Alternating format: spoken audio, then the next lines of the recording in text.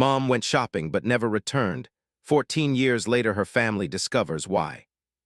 The cardboard box sat unopened in the attic for 14 years, gathering dust alongside forgotten holiday decorations and childhood memorabilia. Daniel Matthews stared at it, his fingers trembling as he traced the faded label written in his mother's elegant script. Family Memories, 2011. He hadn't been looking for this particular box, hadn't even known it existed until now. The roof leak that had sent him scrambling to move stored items had revealed this hidden piece of the past, tucked away in the corner like a secret waiting to be discovered. As the beam of his flashlight illuminated the yellowed tape sealing the box, Daniel felt a strange tightness in his chest. Tomorrow marked 14 years since his mother had kissed him goodbye, promised to pick up ingredients for his favorite birthday cake, and vanished from their lives forever. 14 years of questions without answers. 14 years of his father's quiet grief and his sister's angry denial. 14 years of wondering if somewhere out there, Catherine Matthews was still alive. He pulled a pocket knife from his jeans and slowly cut through the tape, unaware that what he was about to discover would unravel everything his family thought they knew about the day his mother disappeared. 300 miles away, in a quiet neighborhood in Charleston, a woman with gray-streaked hair stood at her kitchen window, watching the evening light fade over carefully tended roses. She tensed as the sound of a car pulling into the driveway broke the silence. She didn't have to look to know who it was. After all these years, he had found her. The carefully constructed life she had built was about to collapse like a house of cards in a hurricane. She clutched the countertop to steady herself and whispered, "It was only a matter of time." Catherine Matthews hummed along to Fleetwood Mac's Rhiannon as she navigated the family's blue Honda Accord through the morning traffic. It was Daniel's birthday tomorrow. Her baby boy was turning 12, and she needed to pick up ingredients for his requested German chocolate cake. The April morning was bright and unseasonably warm in their Atlanta suburb, sunshine streaming through the windshield as Catherine mentally ran through her errands for the day. Grocery store first, then the dry cleaners to pick up James's suit for his presentation tomorrow, and finally a quick stop at the jewelry store to collect the watch she'd had engraved as Daniel's birthday present. She smiled, picturing her son's face when he unwrapped it. The inscription read, "Time reveals all truths. Love, Mom." Catherine had always encouraged her children to seek truth and understanding, even when it was difficult. She'd left her 16-year-old daughter, Lee, sullenly picking at her breakfast. Their relationship had been strained lately, typical teenage rebellion amplified by Lee's insistence that she was old enough to date. Just yesterday, they'd had another argument about Jason Collins, the senior boy Lee couldn't stop talking about. Catherine sighed, reminding herself that all relationships required patience, especially with teenagers who were finding their way in the world. At a red light, she quickly checked her phone and saw a missed call from a number she didn't recognize. No voicemail. Probably another telemarketer, she thought, dropping the phone back into her purse. The light turned green, and Catherine accelerated, unaware that this ordinary morning in 2011 would be her last as Catherine Matthews. By dinner time, her family would be frantically calling hospitals. By midnight, police officers would be sitting in their living room, taking statements. By the following morning, Catherine's face would be on missing person flyers all over town. And for 14 long years, her husband and children would live in the purgatory of not knowing, until the day Daniel found that box in the attic. "Dad, can you come up here?" Daniel's voice echoed down from the attic, an unusual urgency in his tone that made James Matthews look up from his newspaper. At 58, James still had the strong build of the college athlete he'd once been, though his dark hair was now more salt than pepper. Decades of teaching high school history had etched permanent lines around his eyes, deepened by 14 years of single parenthood and unanswered questions.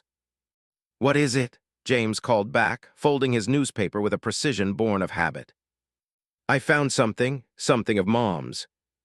The hesitation in his son's voice sent a jolt through James's body. At 26, Daniel rarely mentioned his mother anymore. None of them did, not since the 5th anniversary of her disappearance when the case had officially gone cold, and Detective Rivera had gently suggested they focus on healing rather than holding out hope. James made his way upstairs and climbed the pull-down ladder to the attic. The musty space was dimly lit by a single bulb and the flashlight in Daniel's hand. His son sat cross-legged on the floor beside an open cardboard box, surrounded by scattered papers and photographs. "What's all this?" James asked, his voice carefully neutral as he knelt beside Daniel. "It's Mom's box. I found it when I was moving stuff away from the leak." Daniel held up a leather-bound journal.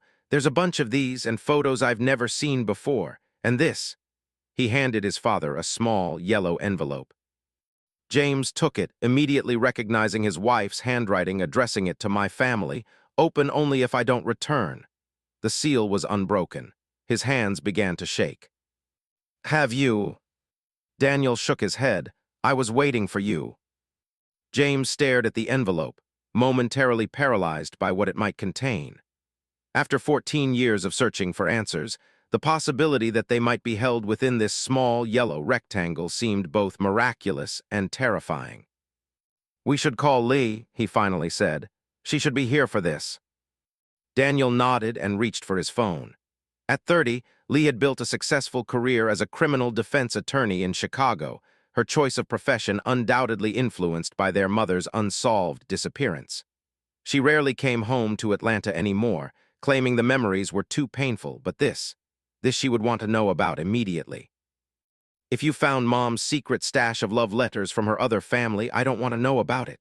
Lee's voice came through the speakerphone, attempting humor but unable to hide the edge of anxiety. She had been the one to suggest, after years without answers, that perhaps their mother had simply walked away from them, left for another life, another family. It was easier than imagining the alternatives. "It's not that," Daniel replied. She left a letter for us, in case she didn't come back." The silence on the other end of the line stretched for so long that James thought the call might have dropped.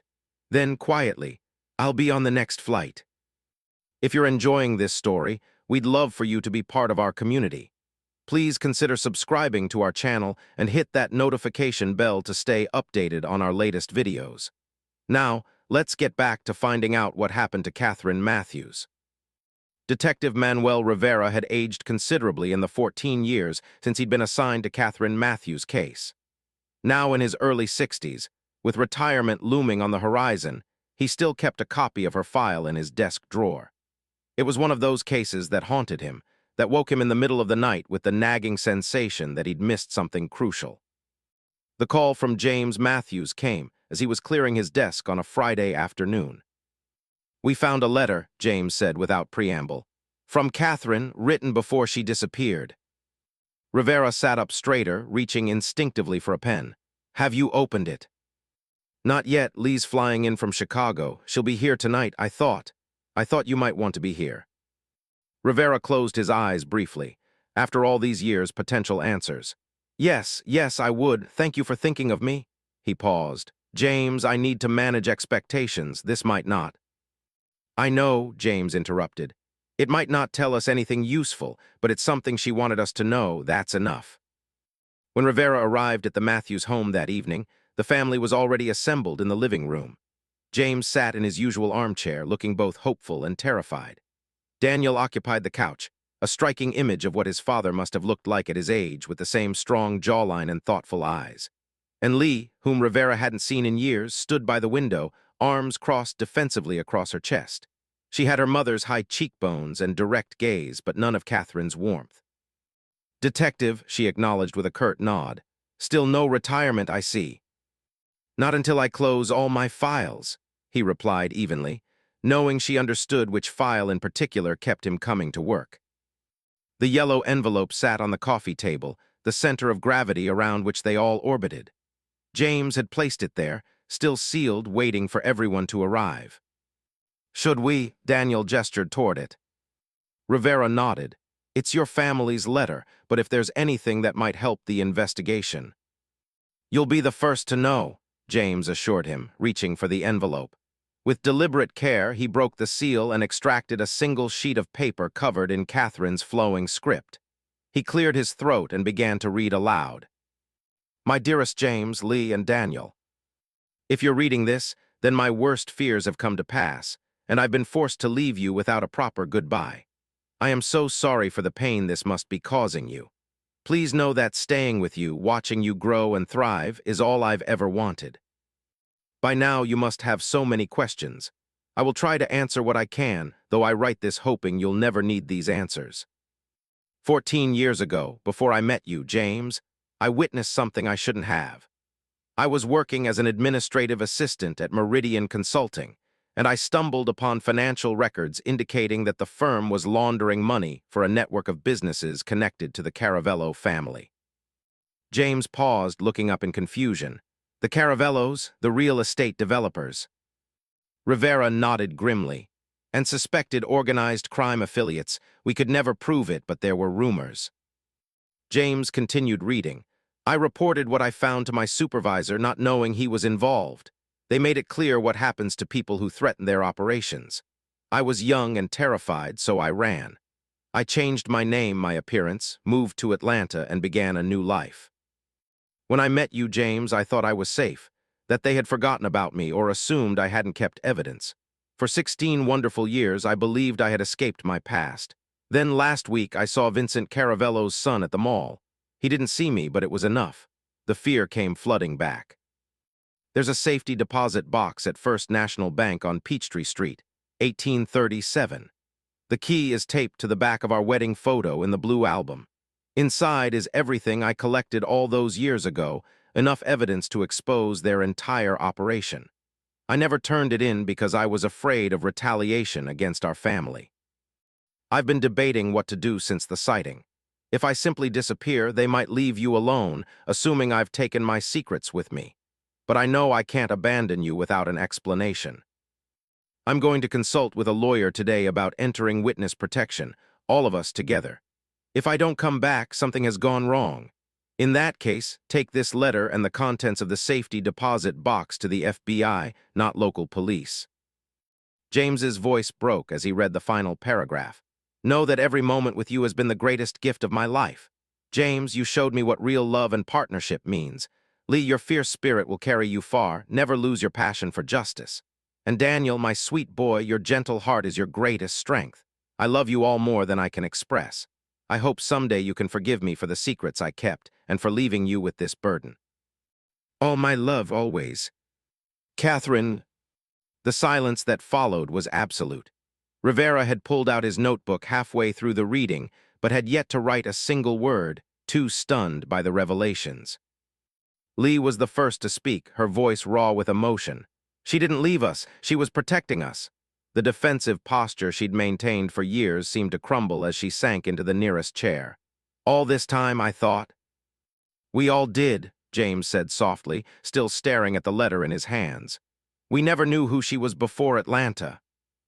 Daniel looked to Detective Rivera. The Caravellos, are they still around? Rivera nodded slowly. Vincent Caravello died about 5 years ago, but his son Anthony runs the family businesses now. He hesitated. If what your mother discovered was significant enough, and if she still had evidence. They might have come after her, James finished, the realization dawning in his eyes. But why not say something to the police right away when she disappeared?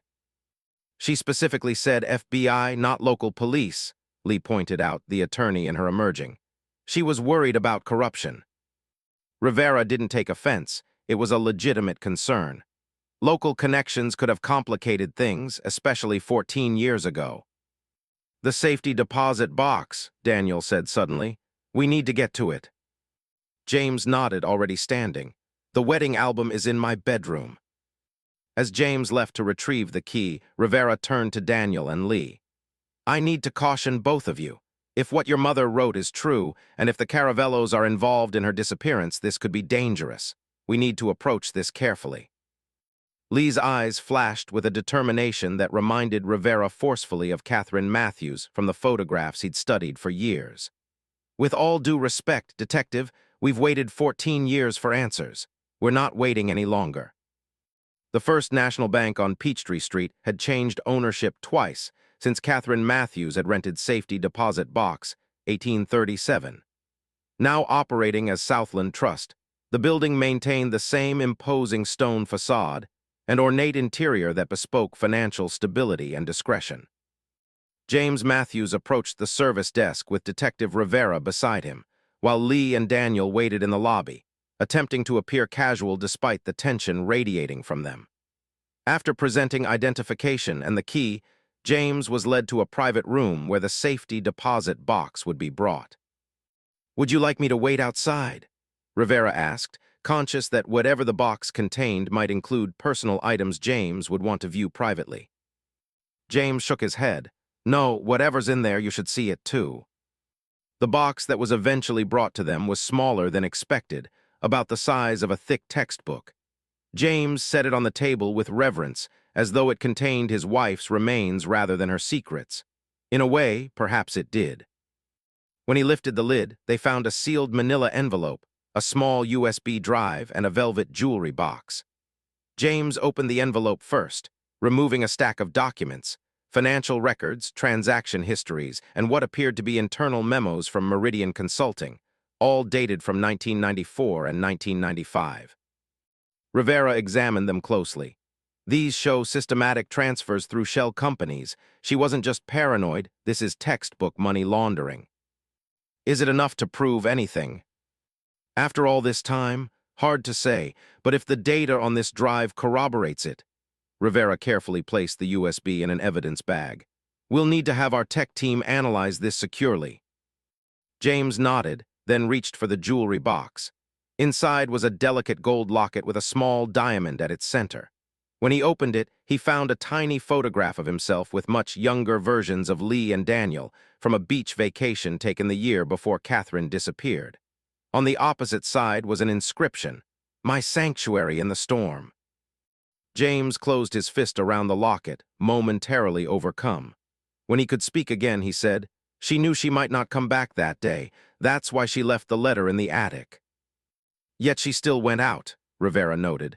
"Why not stay home and call the FBI immediately?" "Because she needed to consult with someone first. She mentioned a lawyer in the letter." Rivera was already pulling out his phone. "We need to check her calls from that day. I still have the phone records from the original investigation." While Rivera made calls to access the old case files, James gathered everything back into the safety deposit box, except for the USB drive now in Rivera's evidence bag. As they headed back to the lobby, James found himself scanning faces, suddenly aware that if the Caravellos had been watching Catherine 14 years ago, they might be watching her family now. Daniel and Lee stood as they approached, their expressions asking the question they didn't voice out loud. "We found evidence," James said quietly, "and a locket with our picture." Lee's composed facade cracked slightly. She was planning to come back to us. "Of course she was," Daniel said with unexpected fierceness. "She would never have left us voluntarily. I always knew that." As they exited the bank, Rivera hung up his phone with a thoughtful expression. "I've got a team setting up to examine the USB drive securely, and I've requested the complete phone records from the day your mother disappeared." He hesitated. "There's something else we should consider. Your mother mentioned consulting a lawyer that day, if we can identify who that was." "They might know what happened next," Lee finished, her legal mind working through the implications. "But after 14 years, how do we figure out which lawyer she went to see?" "She wouldn't have gone to just anyone with something this sensitive," James reasoned. "It would have been someone she trusted." Daniel had been quiet, but now he looked up with sudden realization. "What about Sarah, Mom's college roommate? She was a lawyer, right? They stayed in touch." James's eyes widened. "Sarah Patel, she practiced corporate law in Buckhead. Catherine always spoke highly of her integrity." "Do you know how to contact her?" Rivera asked. "I think I still have her information somewhere. She came to the memorial service we held after," James trailed off. Even after all these years, he couldn't bring himself to reference the ceremony where they'd acknowledged Catherine's presumed death, despite the absence of a body or concrete evidence. It had been Lee's idea, a way to find closure. James had gone along with it for his children's sake, but he'd never achieved the closure Lee had sought.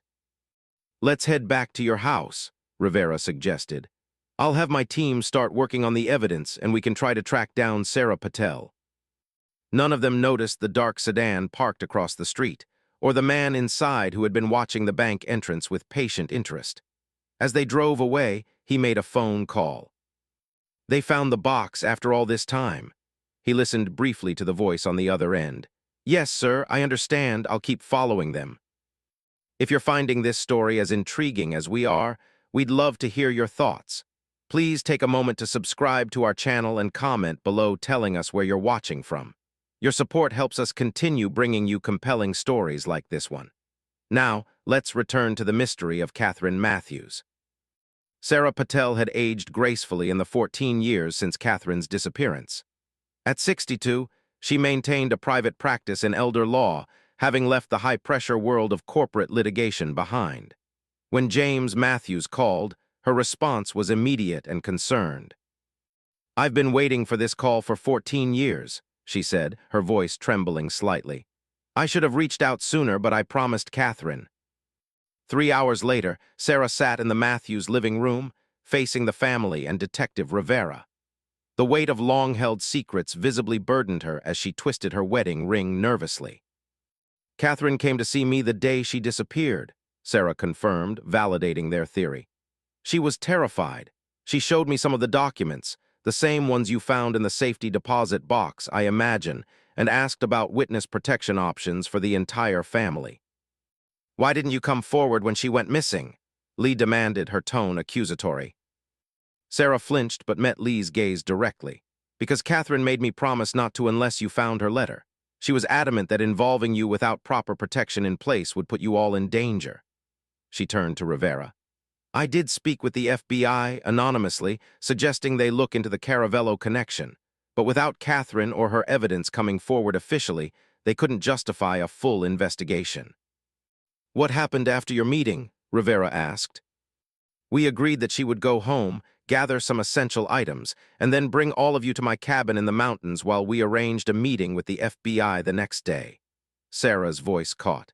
"She never made it home." "Do you think they followed her from your office?" James asked quietly. Sarah closed her eyes briefly. "I've asked myself that question every day for 14 years. I took precautions. We met at a coffee shop, not my office. But it's possible they had been watching her already." "The phone records," Rivera interjected. "Catherine received a call from an unknown number the morning she disappeared. She didn't answer it." "That might have been a warning," Sarah suggested. "Someone trying to tell her she'd been compromised." Daniel leaned forward, his expression intense. "You said she was planning to bring us all to your cabin. She never mentioned anything about that to us." "It was going to be presented as a surprise weekend trip. She didn't want to alarm you until necessary." Sarah reached into her handbag and withdrew a faded business card. "After she left our meeting, she was going to call this FBI agent I'd referred her to." Rivera took the card, examining the name. Special Agent Thomas Mercer. "Is he still with the Bureau?" James asked. "No," Sarah replied. "He retired about 5 years ago, but we've stayed in touch. He never forgot Catherine's case, even though it was never officially his." "We need to talk to him," Lee stated firmly. Sarah nodded. "I already called him. He's driving down from his home in North Carolina. He'll be here tomorrow." Rivera's phone buzzed with an incoming message. He checked it quickly, then looked up at the family with renewed urgency. "Tech team just sent a preliminary report on the USB drive. It's encrypted, but they were able to access a README file. It mentions video evidence." "Video?" James echoed. "Catherine never said anything about video evidence." According to this, she had hidden cameras in her office at Meridian. She captured meetings between executives and representatives from the Caravello businesses. Rivera's expression was grave. If she had actual video of Vincent Caravello discussing money laundering operations, that would be more than enough motive, Lee finished, her legal training allowing her to immediately grasp the implications. Sarah nodded solemnly. "Catherine told me she had something they would kill for. I thought she was speaking figuratively." The sudden sharp sound of breaking glass shattered the moment. Everyone instinctively ducked as something smashed through the living room window and landed with a metallic clunk on the hardwood floor. Rivera was the first to react, drawing his service weapon and moving toward the window while gesturing for everyone else to stay down. "Get away from the windows," he ordered, peering cautiously outside. James crawled to the object that had been thrown through the window, a brick with a note attached by a rubber band. He carefully unwrapped it and read aloud, "Stop digging or join her." The color drained from his face as he looked up at the others. "They know what we're doing. They're watching us." Rivera was already on his phone, calling for patrol cars and crime scene technicians. We need to move all of you to a secure location immediately. This is no longer a cold case. This is an active threat. Outside, the same dark sedan that had been parked near the bank earlier pulled away from the curb and disappeared down the street. The safe house was a modest three-bedroom apartment in a secure building used by the department for witnesses in high-profile cases. Rivera had insisted on moving the Matthews family and Sarah Patel there immediately after the brick incident, overriding James's initial reluctance to leave their home. 14 years they've left us alone, James argued as they hastily packed overnight bags. Why threaten us now? Because now you have evidence, Rivera explained patiently, and you've shown you're willing to pursue it. That changes everything. By midnight, they were settled in the sparsely furnished apartment, with a uniformed officer stationed in the hallway outside. Rivera had stayed with them, coordinating with his captain and waiting for updates from the forensics team processing the brick and the Matthews home for evidence. Lee paced the small living room like a caged tiger, her nervous energy palpable. We should be doing something, reaching out to my contacts at the FBI, preparing a case. We will, Rivera assured her. But tonight, we need to be cautious and wait for Agent Mercer. He'll have insight into how best to proceed. Daniel sat quietly by the window, though the blinds were drawn for safety. Do you think she's still alive? He asked suddenly, the question he'd been afraid to voice for 14 years finally escaping. The room fell silent. It was the possibility none of them had dared to discuss since finding Catherine's letter.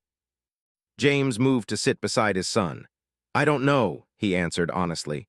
For years I tried to hold on to hope, then I tried to accept that she was gone. Now, he shook his head, I just don't know. The threat suggests whoever sent it wants us to stop investigating, Rivera observed. That could mean they're hiding more than just what happened to your mother. It might be about protecting the ongoing operations Catherine discovered. Sarah, who had been quietly sipping tea in the corner, spoke up. Catherine was clever. If anyone could have found a way to survive, it would have been her. But 14 years without contact, Lee countered. If she was alive, why wouldn't she have reached out? Fear, Sarah replied simply. If she believed contacting you would put you in danger, she might have stayed away to protect you. The conversation was interrupted by Rivera's phone ringing. He answered it, listened intently for a few moments, then ended the call with a terse, "We'll be careful." What is it? James asked, recognizing the concern in the detective's expression.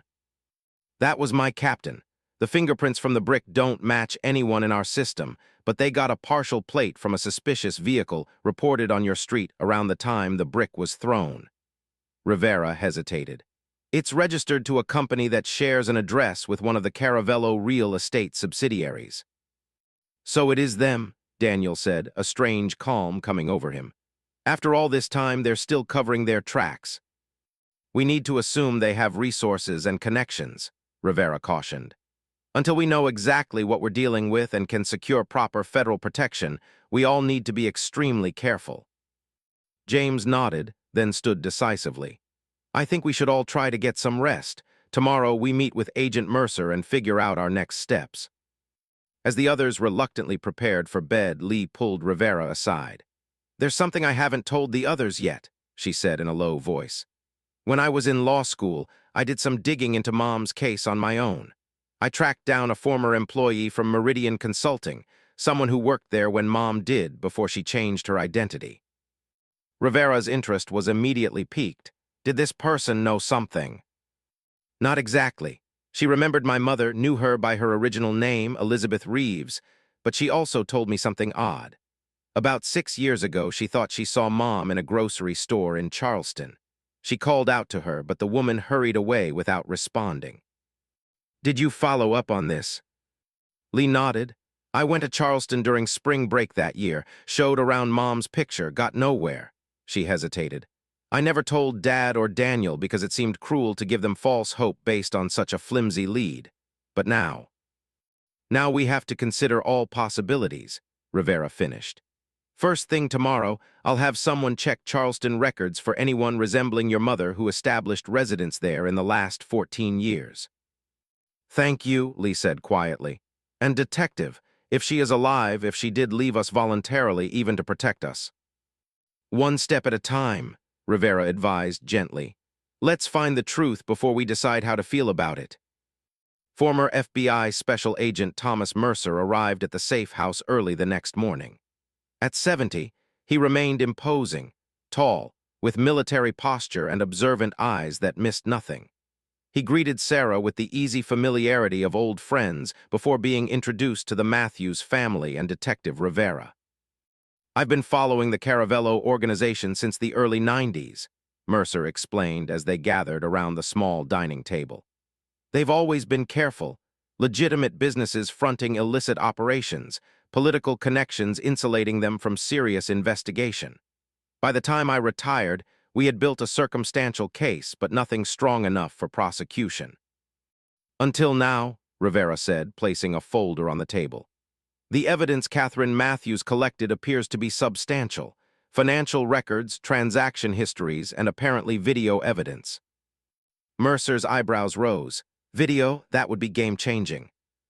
The drive is still being decrypted, Rivera explained, but the preliminary analysis suggests it contains recorded meetings from 1995. That's ancient history in legal terms, Lee pointed out. The statute of limitations for RICO violations is extended, Mercer interrupted.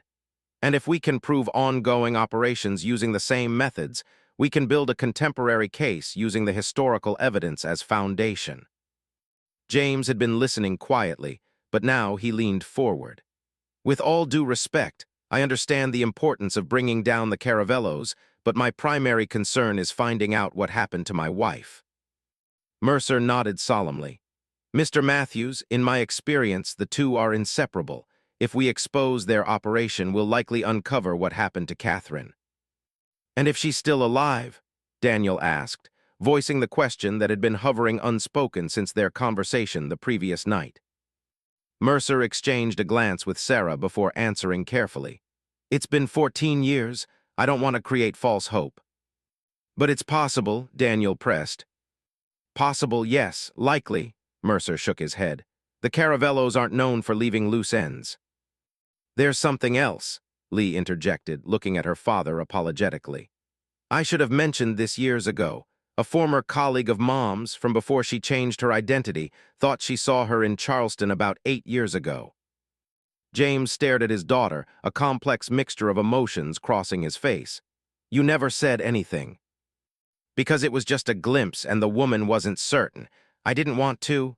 Lee struggled to find the words. I didn't want to reopen wounds for something that was probably nothing. Rivera cleared his throat. I've already initiated a search of Charleston records for anyone matching Catherine's description who established residence there in the last 14 years. We should have results soon. A tense silence filled the room, broken finally by the ping of an incoming email on Rivera's laptop. He opened it quickly, scanning the contents with increasing interest. There's a Grace Wilson who moved to Charleston in late 2011. The DMV photo is grainy, but there's a definite resemblance. He turned the laptop so the others could see. The photograph showed a woman with differently styled hair, glasses, and subtle but deliberate changes to her appearance. But to James, there was no doubt. That's her, he whispered, reaching out to touch the screen as if he could reach through it to the woman in the photograph. That's Catherine. Mercer studied the image with professional detachment. If she's been living under an assumed identity all this time, she must have believed the threat remained active. Or she could be a hostage, Daniel suggested, forced to establish this new identity kept under surveillance. Unlikely, Mercer countered gently. In my experience, people like the Caravellos don't take that approach. It's too messy, too many variables. We need to go to Charleston, James stated, already standing. Immediately. Whoa, Rivera cautioned. We need to be strategic about this. If your wife has been hiding from the Caravellos for 14 years, a direct approach could put her in danger, and you as well. What do you suggest? James asked, tension evident in his voice. That we sit here while she's out there alone. I suggest we confirm it's her first, Mercer said reasonably, and then approach with caution through proper channels. Lee, who had been examining the information on the laptop more carefully, suddenly straightened. There's an address here. She owns a house in the historic district. She looked up at the others. She has property, a driver's license, presumably a job and a life. This isn't someone being held against their will. This is someone who established a new identity, permanently. The implication hung heavy in the air. If Catherine, now Grace Wilson, had been free to return to her family but chose not to, what did that mean for them? For 14 years of grief and unanswered questions. Let's not jump to conclusions, Sarah cautioned, seeing the pain on their faces. Catherine's letter made it clear she was trying to protect you. Perhaps she still believes that's what she's doing. Rivera's phone rang, interrupting the tense discussion. His expression darkened as he listened to the caller. When? Are you certain? No, keep this contained for now. I'll be there shortly. He ended the call and looked gravely at the group. That was my team at the lab. Someone broke in overnight. The USB drive with Catherine's evidence is gone. What? Mercer's calm demeanor slipped momentarily. How is that possible? They're reviewing security footage now, but initial reports suggest an inside job. Someone with access. Rivera's jaw tightened. This confirms what we're dealing with. The Caravellos have connections within local law enforcement. All the more reason to move quickly, James insisted. If they know we're investigating, if they've managed to reclaim the evidence, Catherine Grace could be in danger. Mercer nodded slowly. He's right, we need to move now, but carefully. He turned to Rivera. Can you arrange transportation to Charleston, unmarked off the books? I can drive us, Sarah offered unexpectedly. My car isn't connected to any of you, and I'm not a known associate as far as the Caravellos would be concerned. It's settled then, James said with finality. We leave for Charleston immediately. As they hastily gathered their belongings, Lee pulled her father aside. Dad, we need to prepare ourselves, if Mom chose to stay away all these years. James met his daughter's concerned gaze with unexpected steadiness. I know, but even if she left us deliberately, she deserves to know that her secret is out and that she might be in danger. He paused, and I deserve to hear why from her own lips. The drive to Charleston took just over 5 hours, with Sarah behind the wheel and Mercer in the passenger seat navigating. The Matthews family and Detective Rivera followed in Rivera's unmarked police car, maintaining a safe distance to avoid appearing as a caravan. They had agreed on a cautious approach. Sarah and Mercer would do a preliminary drive-by of the address listed for Grace Wilson, while the others waited at a nearby coffee shop. If the situation seemed safe, they would develop a plan to make contact. The historic district of Charleston was picturesque, with colorful antebellum homes lining streets adorned with lush vegetation and wrought iron details. Grace Wilson's home was a modest but well-maintained Victorian painted a soft blue with white trim. A small garden bloomed in the front yard, roses climbing a trellis beside the porch. It looks peaceful, Sarah observed as they drove slowly past. Settled. Mercer nodded thoughtfully. No obvious security or surveillance that I can see, but that doesn't mean it's not there. They continued to the designated meeting point, a coffee shop 3 blocks away, where the Matthews family and Rivera were waiting anxiously. We found the house, Mercer reported as they gathered at a corner table. It appears normal, no obvious signs of danger or surveillance. Did you see her? Daniel asked eagerly. No, Sarah replied gently. No one was visible from the street. So what's the plan? Lee asked, her attorney's mind focused on strategy. We can't just walk up and knock on the door if the Caravellos have people watching. They might, Mercer acknowledged. But we can't be certain. And after 14 years of what appears to be successful anonymity, their surveillance might not be constant. James had been uncharacteristically quiet, but now he spoke with quiet determination. I need to see her, alone at first. James, I don't think, Rivera began. Please, James interrupted. If she sees all of us at once, it could overwhelm her, scare her. He looked around the table. I was her husband. If anyone can approach her safely, explain the situation, it's me. The others exchanged uncertain glances, but something in James's steady gaze made it difficult to argue. We'll need to maintain surveillance, Mercer said finally. Keep watch for any reaction or potential threat. And have an extraction plan ready. Rivera added. If anything seems off, we need to be able to get everyone out quickly. They spent the next hour developing a careful approach. James would walk to the house alone, observed discreetly by Mercer and Rivera from separate vantage points. Sarah would remain with Lee and Daniel at the coffee shop, ready to drive to a predetermined extraction point if necessary. As James prepared to leave, Daniel suddenly embraced him. "Tell Mom I never stopped believing she had a good reason," he said softly.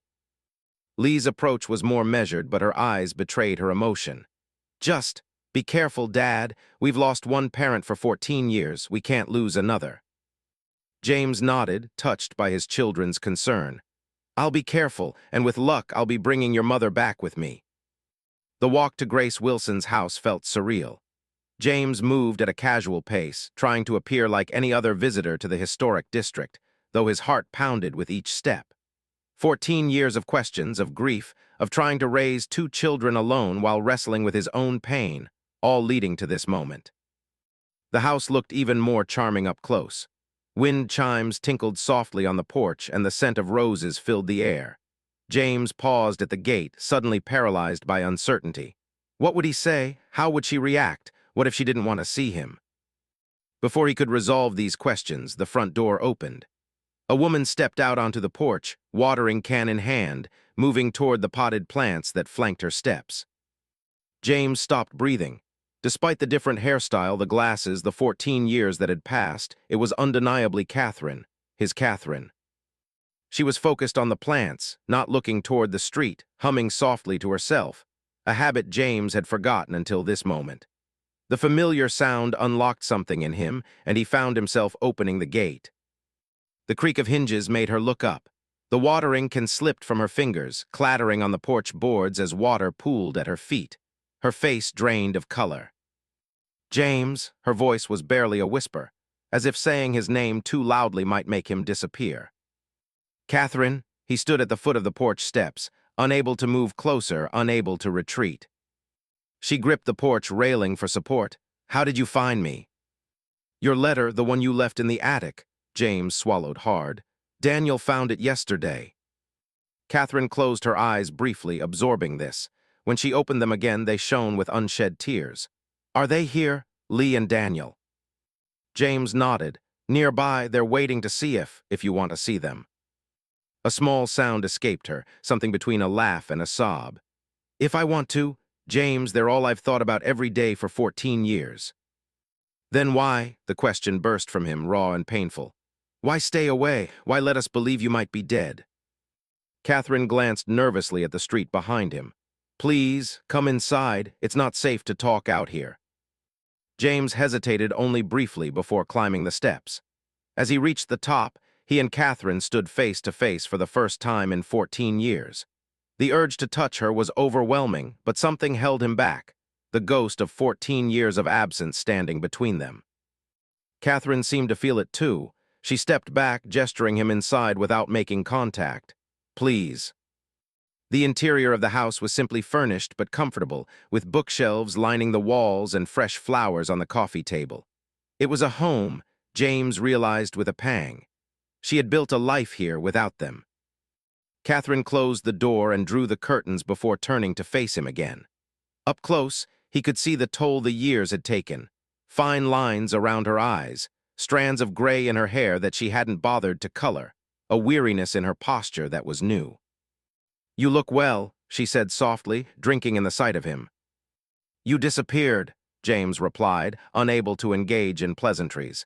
"You left us with nothing but questions for 14 years. Catherine flinched but didn't look away. "I know, and I can never make that right, but I need you to understand why."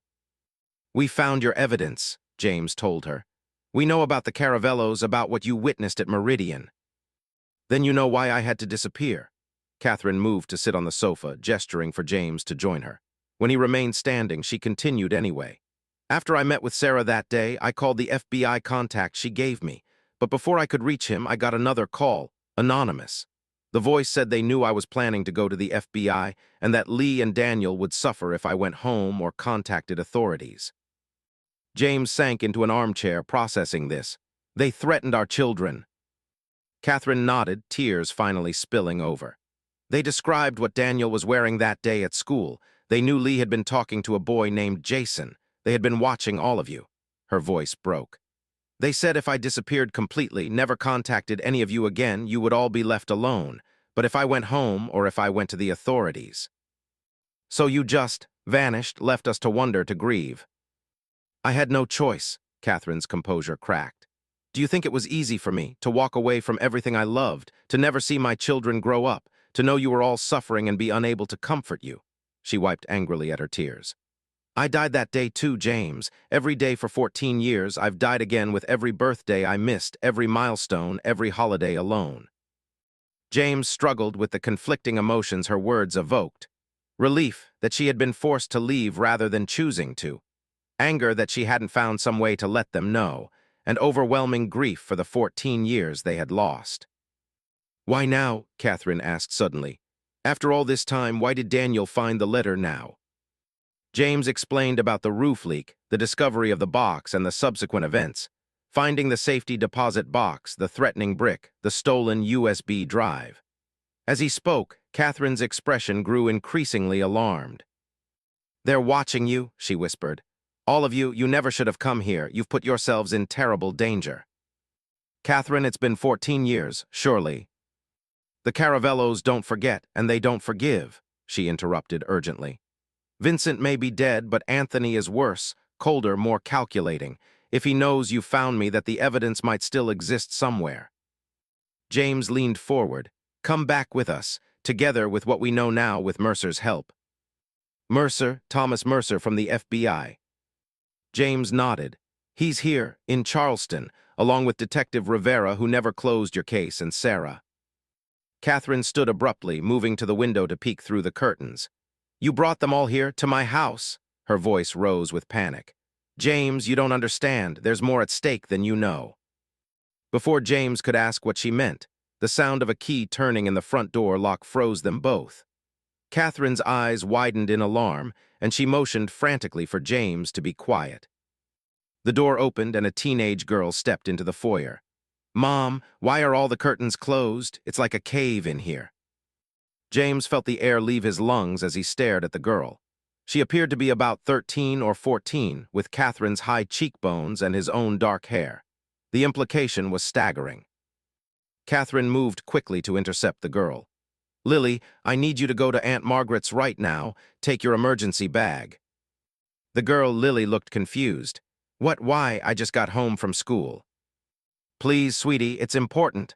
Catherine's voice was tense with barely controlled fear. That's when Lily noticed James. Her eyes widened, darting between him and her mother. Who's this? The silence that followed was deafening. James couldn't tear his gaze from the girl. His daughter, a child he'd never known existed. Catherine seemed paralyzed, caught between her past and present lives colliding catastrophically. My name is James, he finally said, his voice rough with emotion. I'm an old friend of your mother's. Lily's eyes narrowed suspiciously. Mom doesn't have old friends, not here.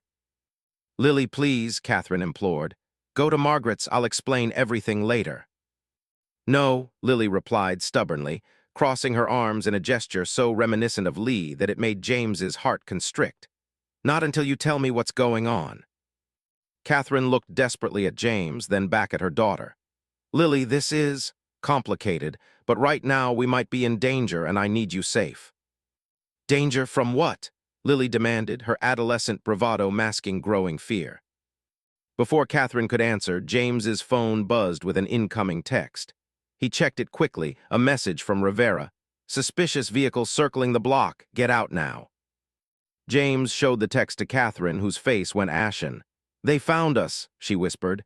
How could they have found us so quickly? We need to leave, James said decisively, standing. All of us now.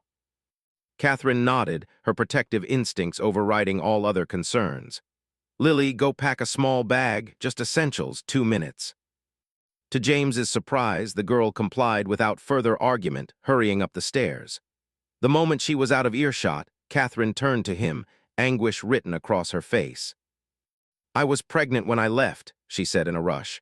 I didn't know until weeks later. I couldn't tell you, couldn't risk them finding out about her. Her eyes pleaded for understanding. She's your daughter, James. I named her Lily James Wilson after you. James struggled to process this revelation on top of everything else. A daughter. Another child he had missed watching grow up. Does she know about us? About Lee and Daniel? Catherine shook her head. I've never told her anything. It was safer that way for all of you. Before James could respond, Lily came bounding back down the stairs with a backpack. Okay, I'm ready. Will you please tell me what's happening now? In the car, Catherine promised, grabbing her purse and keys from a side table. We need to leave immediately. James texted Rivera, coming out with Catherine and our daughter meet at extraction point. As they moved toward the door, Catherine suddenly stopped. Wait, the back way if they're watching the house. She led them through the kitchen to a back door that opened onto a small garden. A gate at the rear connected to an alleyway running behind the row of houses. This way, Catherine directed, locking the door behind them. We can circle around to the next street over.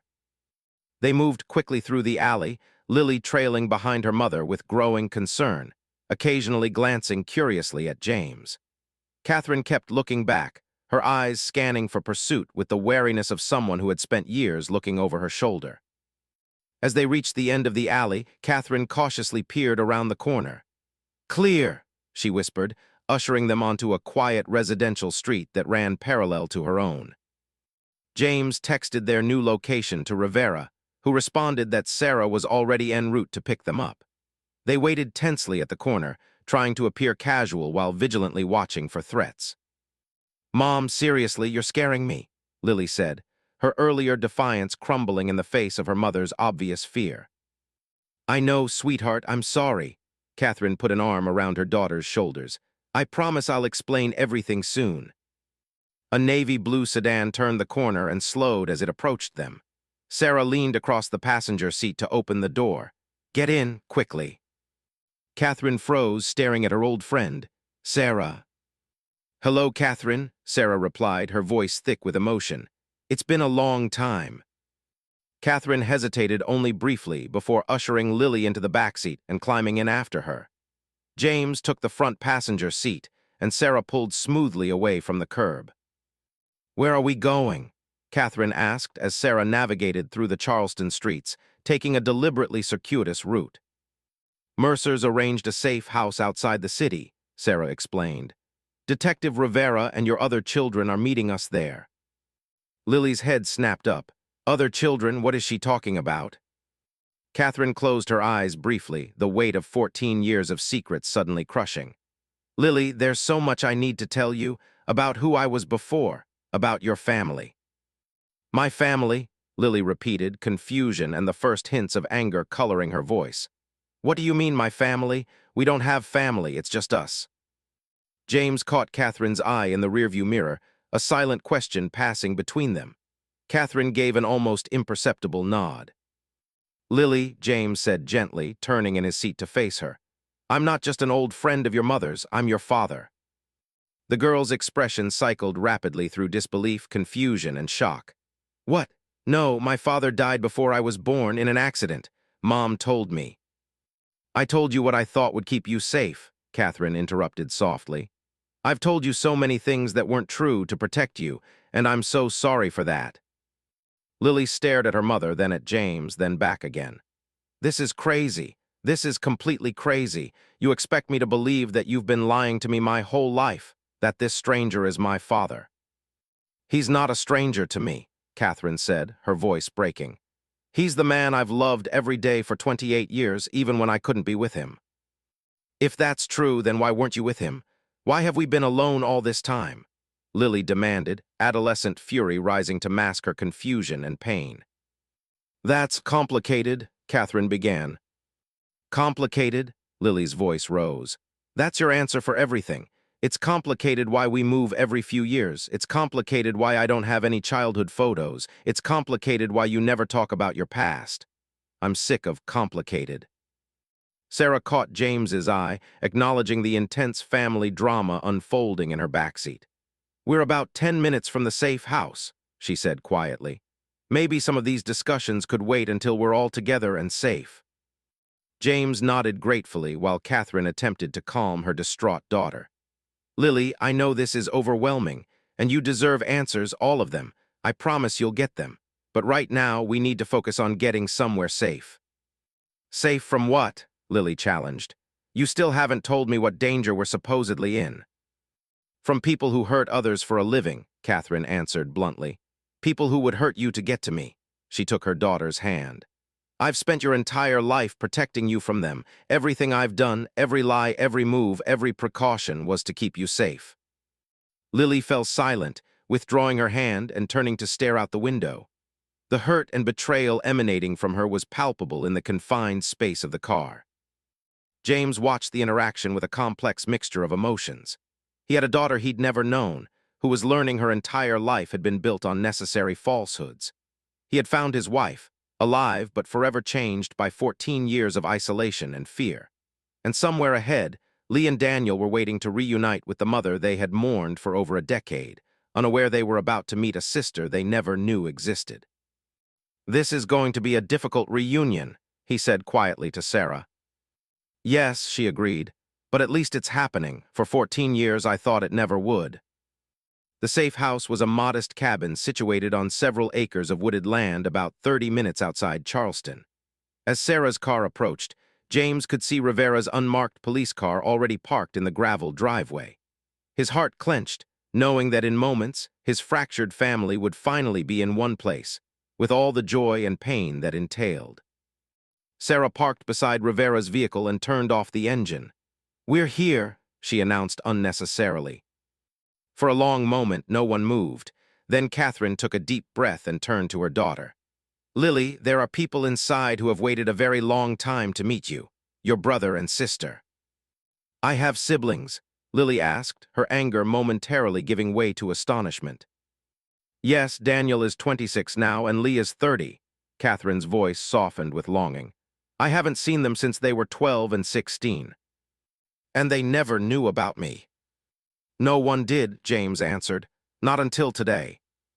Lily absorbed this, then squared her shoulders with a determination that reminded James forcefully of Lee at the same age. "Okay, let's do this." They exited the car and approached the cabin together, Catherine growing visibly more anxious with each step. At the door, she hesitated, her hand trembling as she reached for the knob.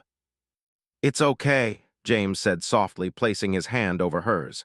"They've waited so long to see you again." Catherine nodded, tears welling in her eyes, and opened the door. Inside, the cabin was simply furnished with rustic decor. Lee, Daniel, Rivera, and Mercer were gathered in the living area, their conversation ceasing abruptly as the door opened. There was a moment of frozen silence as Lee and Daniel stared at their mother, seeing her in person for the first time in 14 years.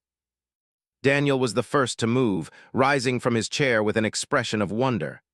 "Mom," he breathed, taking a step forward. Catherine made a small, broken sound and rushed to embrace him, holding her son with the desperation of a woman who had believed she would never hold him again. "Daniel, my sweet boy."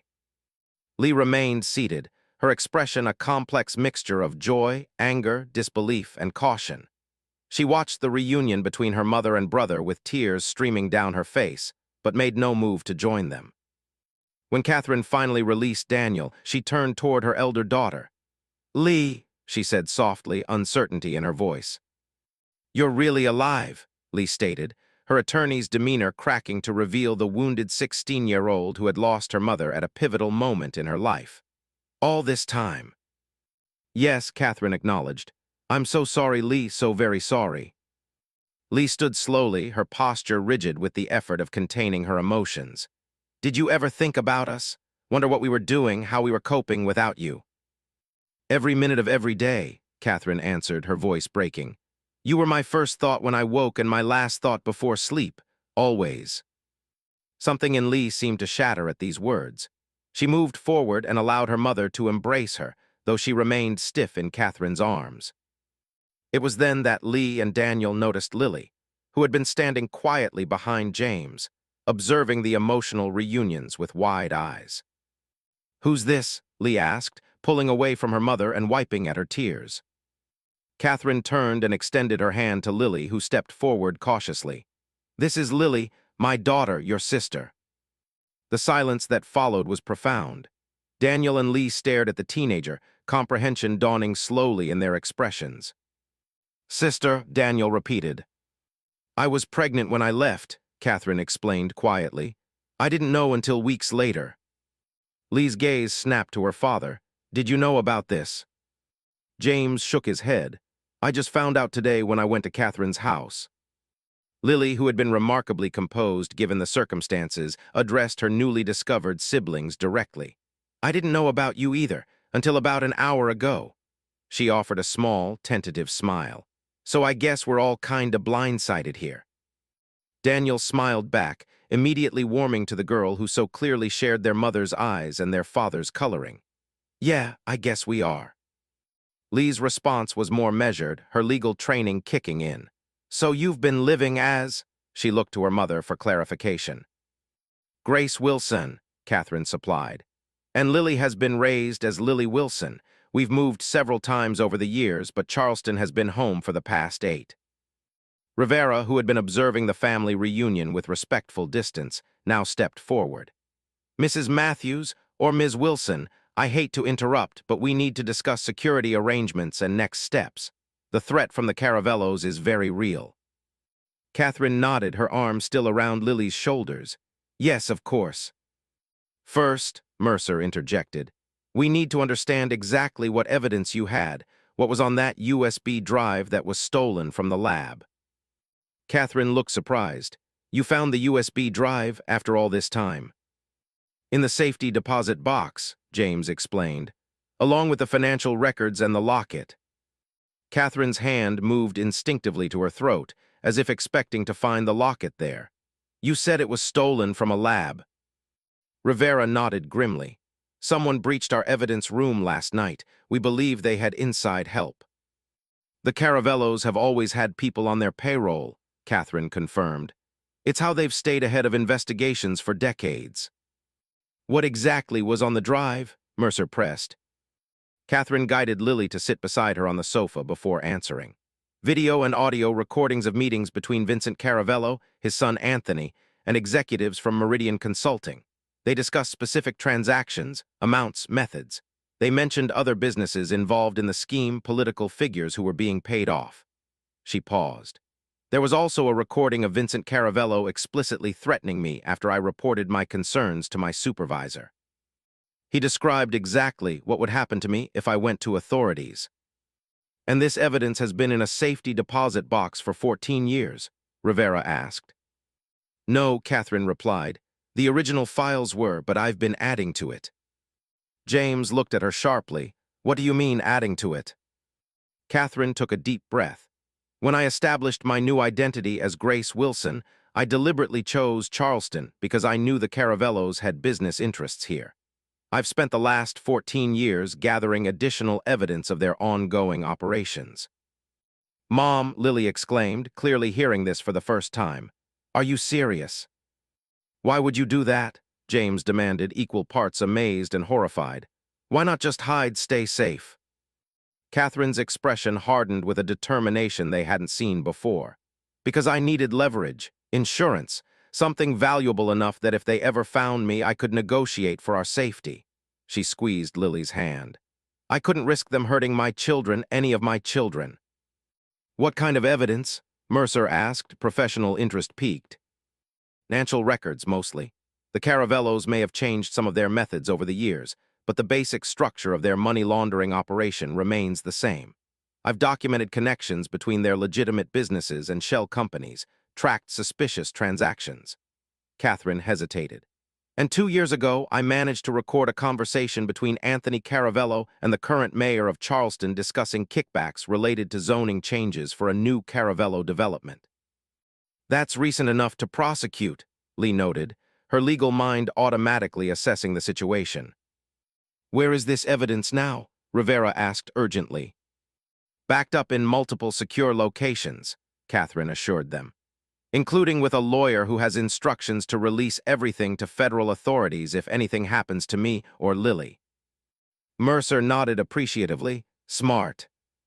"It's kept us alive," Catherine said simply, But now that they know you found me, that you know about the original evidence, they'll be coming for all of us. Which is why we need to act first, Mercer stated, looking around the room. We take everything Catherine has gathered, combine it with the original documents from the safety deposit box, and go directly to the FBI field office in Colombia. No local authorities, no chances for leaks. I can reach out to colleagues at the Justice Department, Lee offered. Ensure this gets proper federal attention. And I'll coordinate with my captain, Rivera added. Only those we know we can trust. As the adults discussed strategy, Lily slipped away from her mother's side and moved to sit near Daniel, who had been watching her with undisguised curiosity. So, she said quietly, "You're my brother." Daniel smiled. "Looks that way." "This is really weird," Lily confessed. "This morning I was an only child whose father died before I was born. Now I have a dad, a brother, and a sister, and apparently we're all running from criminals." Daniel chuckled despite the gravity of the situation. "Yeah, it's been a pretty intense day for all of us." He studied her face. "You look like Dad, you know, around the eyes." Lily glanced over at James, who was deep in conversation with Mercer and Rivera. "I don't know him at all, any of you."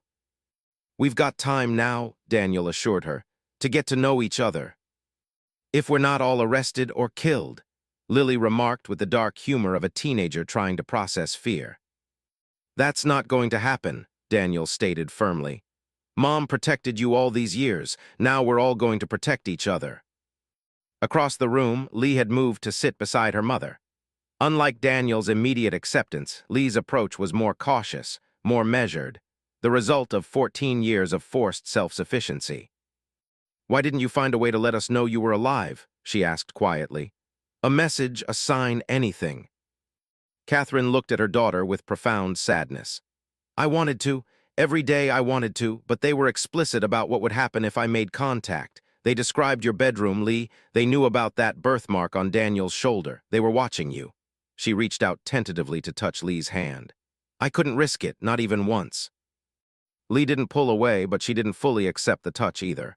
"Do you know what it did to us, to Dad, to have you just vanish?" "I can imagine," Catherine whispered. "And it haunts me. But Lee, what would have haunted me more would have been losing any of you because of my choices." "And what about her?" Lee nodded toward Lily, who was still chatting with Daniel.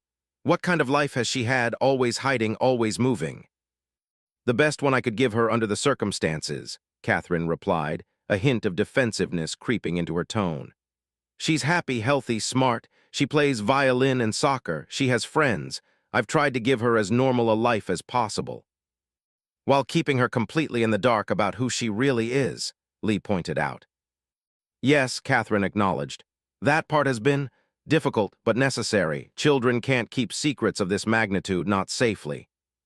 Lee studied her mother, trying to reconcile the woman before her with the mother she remembered and the phantom she had imagined for 14 years. "I looked for you," she admitted. "In law school, I spent a summer tracking down leads. I even went to Charleston once after someone thought they spotted you." Catherine looked stricken. "You could have been followed, they could have." "I know that now," Lee interrupted. "But I didn't then, I just wanted my mother back." Catherine's composure finally broke completely. She covered her face with her hands as sobs shook her body. "I'm so sorry," she repeated. "So sorry for everything you've lost, everything I've missed. Your graduation, your first day of law school, your first big case." She looked up, eyes swimming with tears. "I've imagined those moments so many times, created them in my mind so I could feel like I was there with you." Something in Lee softened at the sight of her mother's genuine anguish. She reached out and took Catherine's hand firmly in her own.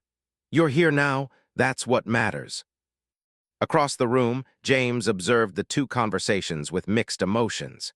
His family was together for the first time, though not as the family he had once known. There was a new member, a daughter he was just beginning to meet, and the wounds of 14 years would take more than one emotional reunion to heal. Mercer approached him quietly. "James, Catherine's evidence could be the key to bringing down the entire Caravello organization, but moving forward means public exposure. Trials, testimony, media attention." "You're saying the danger won't end quickly," James surmised. "I'm saying it's going to get worse before it gets better," Mercer corrected. The Caravellos will fight this with everything they have. Your family will need protection. James watched as Lily laughed at something Daniel said, as Lee tentatively embraced her mother, as Catherine looked around the room with wonder at the adult children she barely knew. Then we'll get protection, together. He met Mercer's gaze. We've been apart for 14 years. I won't lose another day. It's settled then, Rivera said, joining them. Tomorrow morning, we leave for Colombia. Federal protection, federal prosecution. State lines mean RICO charges can apply to even the older evidence. James nodded his agreement, then moved to join his family. The road ahead would be difficult, dangerous even. But for the first time in 14 years, they would face it together. As night fell, the family gathered around the cabin's small dining table for a meal Sarah had prepared. The conversation was tentative at first, each of them navigating the strange new reality of being together. So, Daniel said, attempting to break the ice, I guess we have 14 years of stories to catch up on. I want to hear about you first, Catherine said eagerly. Both of you, everything I've missed. For the next hour, Daniel and Lee shared highlights and milestones from the years Catherine had missed, college experiences, career beginnings, relationships. Catherine listened with rapt attention, occasionally wiping away tears, asking questions that revealed how deeply she had wondered about their lives. Lily listened too, fascinated by these adult siblings she was just beginning to know. Did you guys always get along? She asked during a lull in the conversation. Daniel and Lee exchanged a glance that spoke volumes. Not always, Lee admitted. Especially after Mom disappeared, I was pretty difficult for a while. She was impossible, Daniel corrected with a grin. But we figured it out eventually. When I left for college, Lee added, I realized how much I'd taken Daniel for granted, how much he'd been there for me through everything. And I realized how much she'd been trying to protect me, Daniel said, his expression sobering, in her own bossy way. Catherine watched the exchange with a mixture of pride and melancholy, proud of the bond her older children had formed, sad for all the moments she had missed. James, who had been relatively quiet, looked at Lily. And what about you? What should we know about our youngest? Lily seemed surprised to be the center of attention. Well, I play violin, I'm first chair in the school orchestra, and I like chemistry, it's my best subject. She's being modest, Catherine interjected. She's a straight-A student, could have skipped a grade if we'd stayed in one place long enough. Where all have you lived? Lee asked. Atlanta briefly, right after I was born, then Richmond, Savannah, and Charleston for the past 8 years, Lily recounted. Mom always said we moved for her work, but, she glanced at Catherine, I guess that wasn't true. We moved whenever I thought we might have been identified, Catherine explained. Charleston was the longest we stayed anywhere because I was gathering evidence, and because, she hesitated, looking at Lily, because I wanted you to have stability, friends, a place that felt like home. Even if it was built on lies, Lily said quietly. An uncomfortable silence fell over the table. Catherine looked stricken by her daughter's words, but didn't contradict them. James cleared his throat. You know, when you were born, Lily, I was teaching your brother and sister about the Constitution, the importance of justice, of standing up for what's right. He looked at Catherine.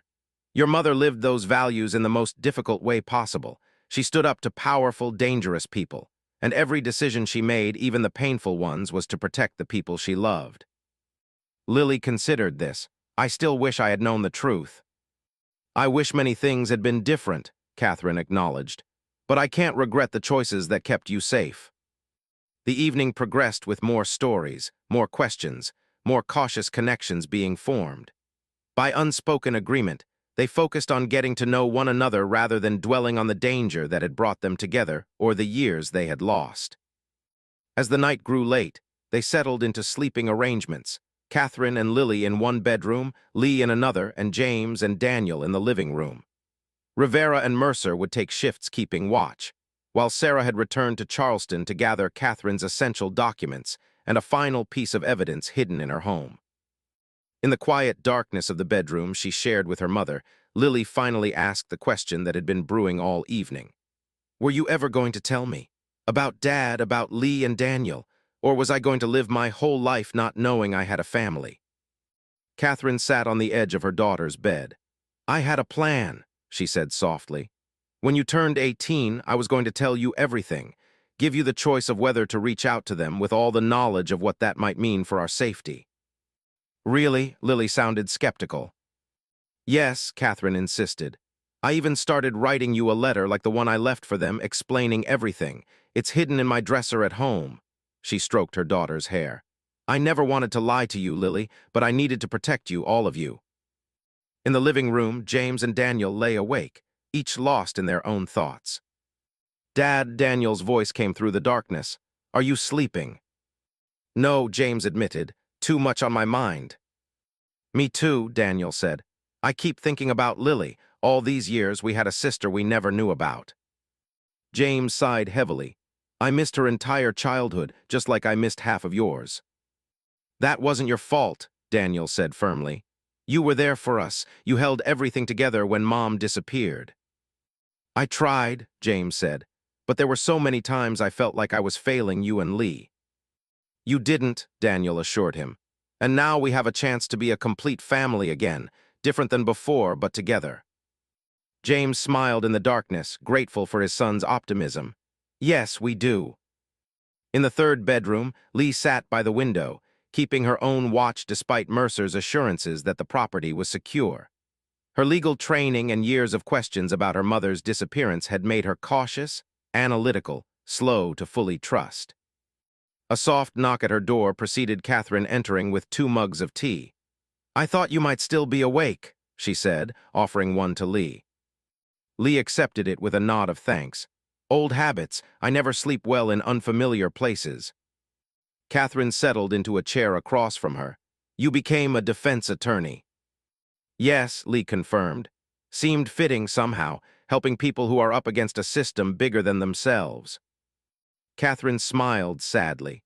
"I always thought you might go into medicine. You were so set on being a doctor when you were younger." "Things change," Lee said simply. "People change." "Yes, they do," Catherine agreed, studying her daughter's face. "You've become a remarkable woman, Lee. I hope you know how proud I am of you." Lee looked away, uncomfortable with the praise from a mother who had been absent for almost half her life. "How did you do it?" she asked instead. "Live a completely different life, always looking over your shoulder, raising Lily alone." "One day at a time," Catherine answered. "Some days were harder than others, birthdays, Christmas. The day you passed the bar exam, your father called Sarah to tell her, and she found a way to let me know." She took a sip of her tea. "I kept a journal for each of you, things I would have said if I'd been there." "I'd like to read mine someday," Lee said, surprising herself with the admission. Catherine smiled, hope flickering in her eyes. "I'd like that too." Morning came too quickly. Rivera woke everyone at dawn, his expression grave. "We need to move," he announced. "Sarah called. She thinks she was followed when she left Charleston last night." The atmosphere in the cabin immediately shifted from tentative family reunion to crisis response. Bags were packed, the few dishes from breakfast quickly washed and put away to leave no trace of their presence. "The plan remains the same," Mercer briefed them as they prepared to leave. "We take Catherine's evidence directly to the FBI field office in Columbia. Sarah will meet us there with the final documents from Charleston." "What if they're watching the highways?" James asked, his arm protectively around Lily, who looked pale but determined. "We'll take back roads," Rivera assured him. "And we'll split up, 2 vehicles, different routes, rendezvous in Columbia." The logistics were quickly arranged. Catherine, Lily, and James would travel with Mercer, while Lee, Daniel, and Rivera would take a second car. The separation was difficult, especially for Catherine, who had just been reunited with her older children. She hugged them both tightly before they parted. "Be safe," she whispered. "I love you both so much." "See you in Columbia," Daniel responded confidently. Lee squeezed her mother's hand. "We'll be fine. We've got a very determined detective with us." As they divided into the 2 vehicles and prepared to leave, Catherine found herself watching her older children drive away with an anxiety that reminded her painfully of the day she had left them 14 years earlier. This time, however, she had James beside her and Lily in the backseat, and the promise of reunion in just a few hours. The journey through rural South Carolina was tense but uneventful. Mercer navigated the back roads with the confidence of someone who had planned escape routes professionally for decades. James sat in the back with Lily, answering her questions about his life, about the siblings she was just getting to know, about the family they might become if they survived the current crisis. "What was Mom like before all this?" Lily asked quietly, glancing at Catherine in the front seat, deep in conversation with Mercer about security protocols. James smiled, memories flooding back. She was vibrant, always planning some project or adventure for the family. She made the best German chocolate cake for birthdays, Daniel's favorite. She had a beautiful singing voice but would only sing when she thought no one was listening. She laughed easily. She fought passionately for causes she believed in, even small local ones. "She still does some of those things," Lily observed. "The singing when she thinks no one can hear, the fighting for causes. She volunteers at a literacy program for kids." She hesitated. "But she doesn't laugh much, not really." James felt a pang at this insight into the life his wife had lived without him. A life diminished by fear and isolation, despite her best efforts to create normalcy for their daughter. "We'll change that," he promised, "when this is over." In the other car, Lee, Daniel, and Rivera maintained a vigilant silence, each scanning the road for signs of pursuit as they took their own route toward Columbia. "Detective," Lee said suddenly, "do you think this will work? Going to the FBI, trying to bring down the Caravellos after all this time?" Rivera considered the question carefully. "Your mother's recent evidence will be crucial. The older material establishes a pattern, but it's the new recordings, the contemporary financial records that will make the case viable." He glanced at her in the rearview mirror. "Your legal expertise will be valuable, too." "I've never handled a RICO case," Lee admitted. "But you understand how to build a case, how to identify the key elements prosecutors will need," Rivera pointed out. "And you have more motivation than any federal attorney to make sure this is done right." Daniel, who had been quietly looking out the window, suddenly tensed. "That same black SUV has been behind us for the last 10 minutes. Rivera checked his mirrors. "How observant, I noticed it about 2 miles back." His tone was casual, but his hands tightened on the steering wheel. "Let's see if they're really following us." He turned onto a small side road without signaling. The SUV continued straight, not following their turn. "False alarm?" Daniel asked hopefully. "Maybe," Rivera said, not sounding convinced. "Or they're smart enough not to be obvious." He pulled out his phone. "I'm going to let Mercer know just in case." But before he could make the call, a different vehicle, a dark blue sedan, appeared in the road ahead, blocking their path. Rivera braked hard, bringing their car to a stop about 50 yards from the blockade.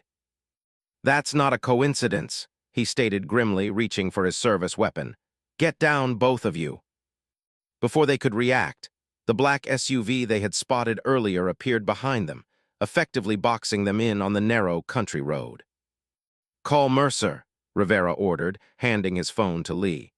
"Tell him we've been intercepted and to proceed directly to the FBI field office with your mother and the evidence." Lee took the phone with shaking hands and made the call while Rivera assessed their options. There were drainage ditches on both sides of the road, too steep to drive through. The only way out was through one of the vehicles blocking them. "When I give the word," Rivera instructed, "both of you run for the trees on the right. There's more cover there. Don't stop, don't look back, just run." "What about you?" Daniel demanded. "I'll be right behind you," Rivera assured him, though his expression suggested otherwise.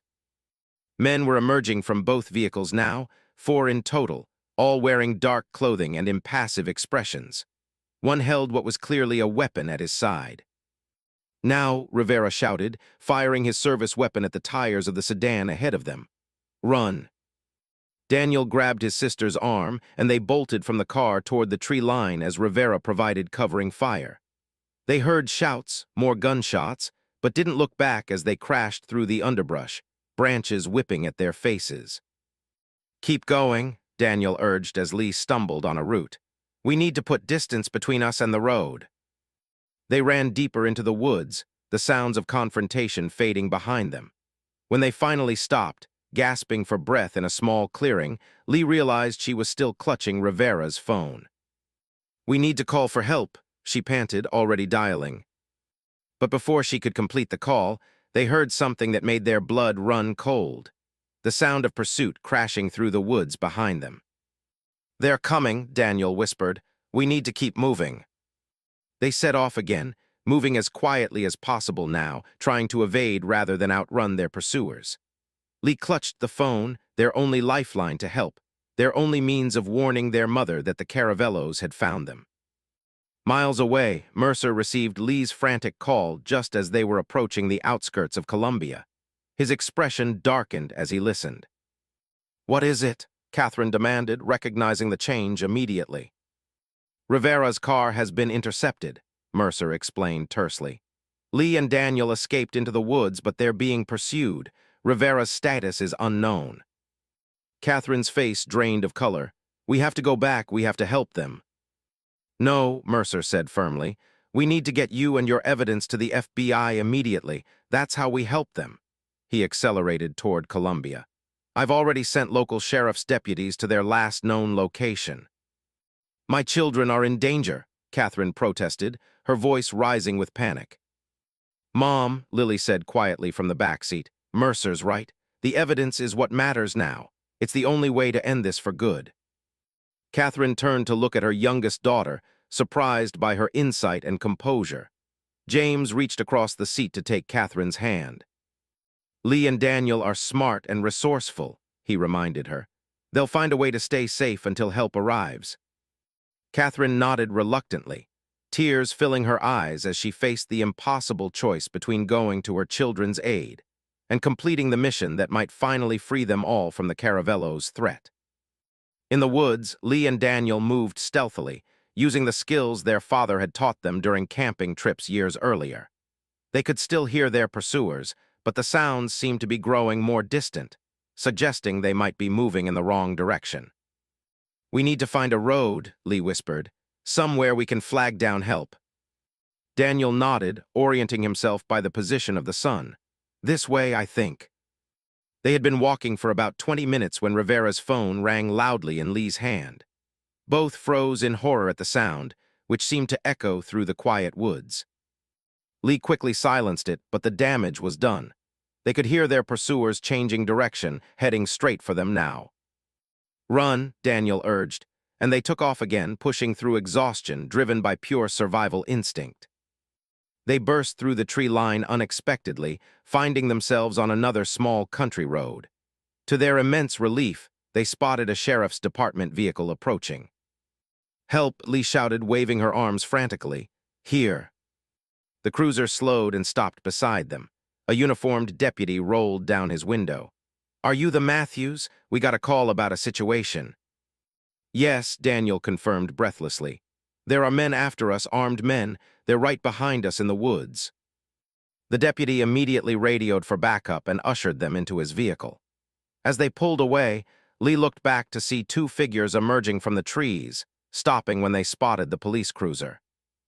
"Did you see Detective Rivera?" the deputy asked as they drove toward safety. "He was reported to be with you." Lee and Daniel exchanged a worried glance. "No," Lee answered. "We don't know what happened to him after he helped us escape." The deputy nodded grimly. "We've got units searching and an APB out for the vehicles you described." "We need to contact our parents," Daniel said urgently, "to make sure they reach the FBI safely." "They did," the deputy assured them. "Agent Mercer called in as soon as they arrived. They're secure and your mother is already giving her statement." Relief flooded through them both. At least that part of the plan had succeeded. Their mother and her evidence were safely in federal hands. "What happens now?" Lee asked. "We get you to Columbia to join your family," the deputy answered. "And then you all go into protective custody until this situation is resolved." At the FBI field office in Columbia, Catherine had been answering questions for hours, turning over both her original evidence and the new material she had gathered over 14 years in Charleston. Federal agents moved with an urgency that spoke to the seriousness with which they were taking her testimony. Sarah had arrived with the final pieces of evidence from Catherine's house in Charleston, a hidden backup drive, and a stack of physical documents Catherine had maintained as insurance. "How long will all this take?" James asked a senior agent as they waited in a conference room. Before arrests can be made, I mean. With evidence this substantial, we can move quickly on the most serious current violations, the agent explained. The historical charges will take longer to build, but we have enough to immediately apprehend Anthony Caravello and several key associates on the contemporary recordings your wife provided. Catherine, who had joined them after completing her initial deposition, looked exhausted but determined. What about my children, Lee and Daniel? Have you heard anything? Before the agent could answer, the conference room door opened, and Lee and Daniel walked in, accompanied by another agent. They looked disheveled and tired, but unhurt. Catherine rushed to embrace them both, tears flowing freely now. "Thank God you're safe," she whispered. "I was so worried." "We're okay," Daniel assured her, "thanks to Detective Rivera." "Have they found him?" James asked, concern evident in his voice. Lee shook her head. "Not yet. The last time we saw him, he was providing cover for us to escape." Her voice caught. "He saved our lives." The senior agent's phone buzzed.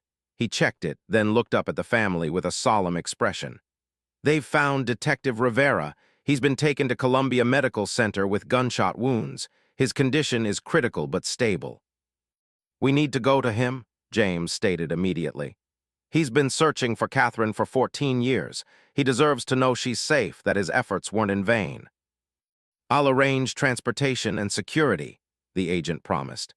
"But first, we need to complete the protective custody arrangements for all of you. The operations against the Caravello organization are being mobilized now, but until the key players are in custody, you remain at risk." As the agent stepped out to make the necessary arrangements, the Matthews family gathered together. James and Catherine, their adult children Lee and Daniel, and their teenage daughter Lily, still adjusting to the reality of her newly discovered family. "What happens after?" Lily asked the question that had been on all their minds. "After the Caravellos are arrested, after the danger is past, what happens to us?" Catherine looked at James, uncertainty in her eyes. 14 years was a long time. They were different people now with different lives. James took her hand gently. "We rebuild," he said simply, "together if that's what we all want." "I want that," Daniel said immediately. "I want us to be a family again." Lee nodded slowly. "It won't be easy, but yes, I want that too." All eyes turned to Lily, who had the most to adjust to, the most to forgive. She looked at her mother, then at the father and siblings she was just beginning to know. "I've never had a real family before," she said quietly. "Just Mom and me, always hiding, always careful. I think I'd like to know what having a whole family feels like." Catherine smiled through her tears, embracing her youngest child. "You will," she promised. "We all will."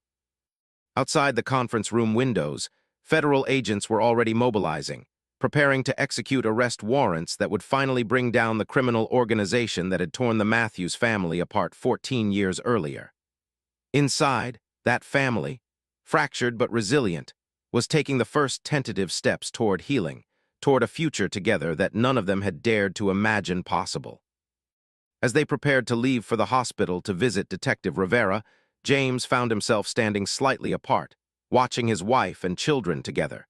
Catherine helping Lily braid her hair, a gesture so maternal and ordinary it made his heart ache. Lee showing Daniel something on her phone, their heads bent close together in the easy familiarity of siblings. Sarah approached him quietly. "They're going to be okay, James," she said, following his gaze. "All of you." 14 years, he murmured. "So much lost time." "But so much time ahead," Sarah reminded him. "And now you have another daughter to know, to love." James nodded, his eyes finding Lily, seeing in her features echoes of both himself and Catherine. "Yes," he agreed. "A new beginning for all of us." Later that evening, as they stood at Detective Rivera's hospital bedside, Catherine took the injured officer's hand gently in her own. "Thank you," she said simply, "for never giving up on me, for protecting my children, for helping to bring us all together again." Rivera, weak but conscious, managed a small smile. 14 years, he whispered, "worth the wait to close this case." Catherine smiled through her tears. "Yes," she agreed, looking around at her reunited family, "worth every minute." Thank you for watching our story today. If you enjoyed Mom Went Shopping but Never Returned, 14 years later her family discovers why. Please take a moment to like this video and subscribe to our channel. We'd love to hear your thoughts in the comments below. What did you think of Catherine's decision? Would you have done the same to protect your family? Share your perspective and join our community of storytellers and listeners.